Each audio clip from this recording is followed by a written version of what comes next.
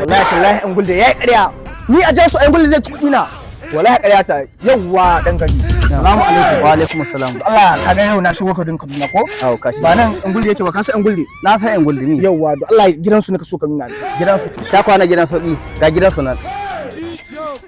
kai gaskiya mai gida na gode sosai ni wala ina ga inda ina da kuɗi da sai na baka wani abu mu kama next time To Allah mu kama ya next sa. time na gode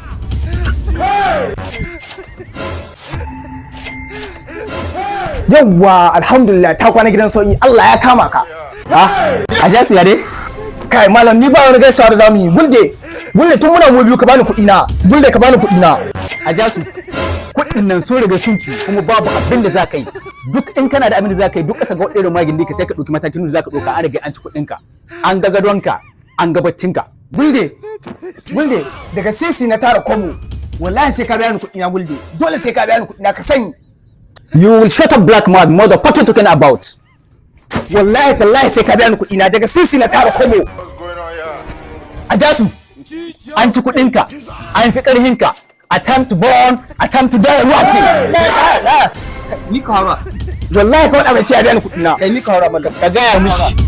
An ci kuɗin shi, an yi ƙarhin shi, an ga gadon shi, an ga baccin shi, ba abin da zai iya yi. ai magana ai kai kana ji a jasu ina ji ka yi hankuri in dai guldina ya ci kuɗin ka kuma ya haƙarin ka babu wanda za ka yi to yanzu ni tun da zariya ni to a biya ni kuɗi na in dai guldina ya ci kuɗin ka ya haƙarin ka ba da ya ci kuɗi na ya ƙari na ba ba da Allah na nan ba Allah ya isa